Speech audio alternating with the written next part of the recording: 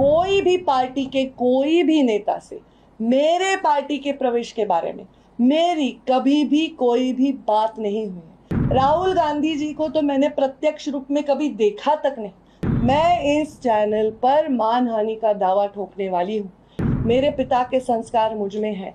मैं किसी के पीठ में खंजीर डालने वाले रक्त मेरे खून मेरे रगों में नहीं दौड़ता। मैं पंकजा गोपीनाथ मुंडे आज पत्रकार परिषद ले रही हूँ। इसका कारण 2019 में जब से मैं चुनाव में पराभूत हुई हूँ, अनेक चर्चाओं का सामना मैंने किया है। अनेकों बार भारतीय जनता पार्टी ने निर्णय लिए हैं। अनेकों राज्यसभा का जब सीट आया तब मेरा नाम चलता था। विधान परिषद का सीट आया, जब चुनाव आया मेरा नाम चलता था। ऐसे परिस्थिति में जब जब मेरा नाम चला और मेरे बारे में निर्णय नहीं हुआ, तब कभी भी मैंने कोई जाहिर कथन नहीं किया, कभी प्रेस कॉन्फ्रेंस नहीं ली, कभी सोशल मीडिया के माध्यम से मैंने व्यक्त कोई नाराजगी नहीं की। फिर भी मेरे बारे में चर्चा चलती रही। अनेक पार्टियों के नेताओं ने कहा पंकजा जी नाराज हैं, हमारे पास आ सकती है। अनेक पार्टियों के नेताओं ने ये भी कहा कि हम उनको ये पद दे सकते हैं, हम उनको ये हम उनको ये स्थान दे सकते हैं। उसी बारे में भी मैंने उसको बहुत लाइट नोट पे लिया। पर कल परसों जो एक न्यूज़ आई, वो न्यूज़ ऐसे कहती है कि मैं राष्ट्रीय नेता जो कांग्रेस के हैं आदरणीय राहुल गांधी और सोनिया गांधी जी से मिली हूँ। 2 बार हमारा मिलना हुआ है। एक सांगली के नेता है जो हमारे इस मिलने में मध्यस्थ है, और मैं भारतीय जनता पार्टी छोड़कर कांग्रेस की तरफ जा रही हूँ। ये जो न्यूज़ आई है ये न्यूज़ सरासर झूठ है।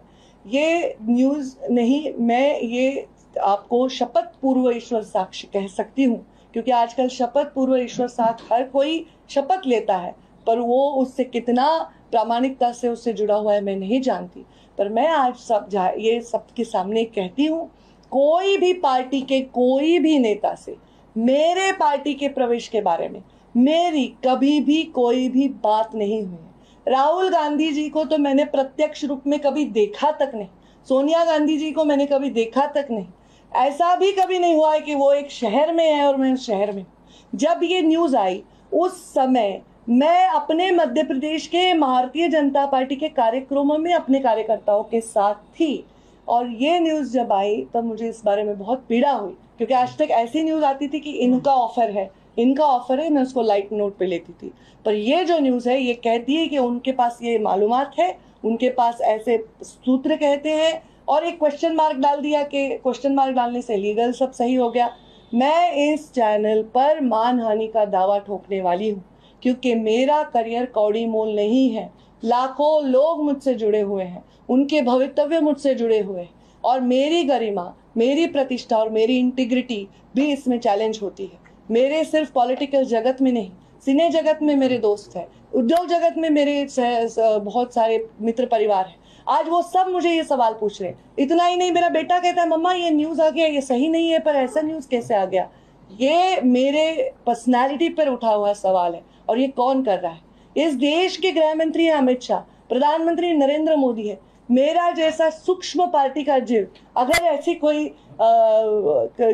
मुलाकात करता है या किसी को मिलता है, तो क्या उनको पता नहीं होगा? क्या मेरे फ़ोन में मैं किससे बात करती हूँ क्या उनको पता नहीं होगा? मुझे लगता है मेरे जैसे सरल, स्पष्ट और पार्टी से प्रामाणिक नेता के गरिमा पर यह उठा हुआ प्रश्न चिन्ह है। हाँ, बहुत बार ऐसा हुआ मेरा नाम चला पर ना मुझे मिला नहीं। मैंने पार्टी का आदेश उस समय स्वीकार लिया। मैंने तो फॉर्म भी भर के विधान परिषद का मुझे बताया गया कि रखो, और फॉर्म भरने के समय के 10 मिनट पहले मुझे बताया गया कि आप ये फॉर्म नहीं भर सकती है। तो मैंने कहा कि पार्टी का आदेश मेरे लिए सर्वोतोपरि है। पर मेरे बारे में ऐसी शंका उपलब्ध करना मुझे बहुत दुख दे रहा है। ये पार्टी में मैं पली बड़ी हूँ। हजारों कार्यक्रमों में मैंने अपनी भूमिका व्यक्त की। मैं बार बार इस बारे में बात नहीं करना चाहती। 3 जून को जब मेरे पिताजी की पुण्यतिथि थी, उस दिन मैंने कहा था कि ये चर्चा जो होती है वो चर्चा मेरी वजह से नहीं होती है। ये चर्चा पार्टी के जब कोई निर्णय होते हैं तब मेरा नाम चलता है और नहीं मिलता है, इसलिए होती है। इसका जवाब मैं नहीं दे सकती, इसका जवाब पार्टी दे सकती। पार्टी मुझे पात्र समझेगी तब मुझे अकोमोडेट करेगी, ये भी मैंने कहा है। बार बार इस बारे में मैं भाष्य नहीं करना चाहती हूँ। मैंने आज तक कभी भी किसी के वैयक्तिक जीवन में हस्तक्षेप नहीं किया, किसी के वैयक्तिक जीवन पे टिप्पणी नहीं की। कभी भी मैंने कोई धार्मिक टेढ़ बढ़ाने वाली टिप्पणी, जातीयवाद की टिप्पणी नहीं की। मैंने अपने जीवन में सिर्फ मुद्दों पर बेस्ड पॉलिटिक्स में पूरा जोर दिया है। मेरे पिता के संस्कार मुझ में है। मैं किसी के पीठ में खंजीर डालने वाले रक्त, मेरे खून मेरे रगों में नहीं दौड़ता। खंजीर डालकर भी उसको जस्टिफाई करने वाले लोग भी आज राजनीति में हैं, पर मैं उनमें से नहीं। जब मोदी जी ने प्रधानमंत्री पद की शपथ ली थी और वो जब हमारे संसद में उस सीढ़ी पर नतमस्तक हुए थे, तब हजारों लाखों युवक सिर्फ इस देश के नहीं, दुनिया के ये सोच रहे थे कि एक अलग सरकार, एक अलग राजा, अलग प्रधानमंत्री हमें मिला है, एक ग्लोबल लीडर मिला है। आज भी यही सोच रहे होंगे। हमारी आइडियोलॉजीज को मैं सबसे ज्यादा प्यार करती हूँ क्योंकि यही भारतीय जनता पार्टी के संस्कार है। मोदी जी का ये वाक्य, मैं खातो नहीं खावानु देतो नहीं, ये बहुत ही इम्पोर्टेंट वाक्य है। भ्रष्टाचार से राजनीति को मुक्त करने के लिए मोदी जी के कदमों को बहुत गौर से दुनिया देखती है और ये सबसे बड़ा मुद्दा है। हम राजनीति में और हमारे माध्यमों के इतने कंपटीशन में मुख्य मुद्दों से हमेशा परे चले जाते हैं। कोई एक व्यक्ति बहुत बड़ा स्टार, उसका बच्चा पकड़ा जाता है तो हम कहते हैं उसके पास ड्रग मिला। अरे पर ड्रग मिला ये फेलियर सिस्टम का है। आज हमारे बच्चे ड्रग एडिक्ट हो रहे हैं, ये फेलियर सिस्टम का है। कभी कोई अत्याचार महिला पे होता है तो उस महिला की जाति, अत्याचार करने वाले की जाति पर चर्चा होती, पर अत्याचार होना ये फेलियर भी सिस्टम का है।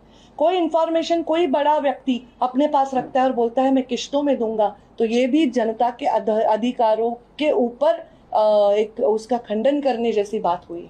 अगर कोई व्यक्ति एक जिम्मेदार पद पर है, विराजमान है, तो उसके पास अगर कोई ऐसी इंफॉर्मेशन है जो समाज के प्रति बहुत आवश्यक है तो उस पर उसको एक्शन लेना चाहिए, ना कि उसको किश्तों में मीडिया को बताना चाहिए। ये सब चीजें देखकर मैं दुखी हो गई। आज मैं रोज न्यूज देखती हूँ, बाला साहब ठाकरे की शिवसेना नहीं रही, शरद पवार की राष्ट्रवादी नहीं रही।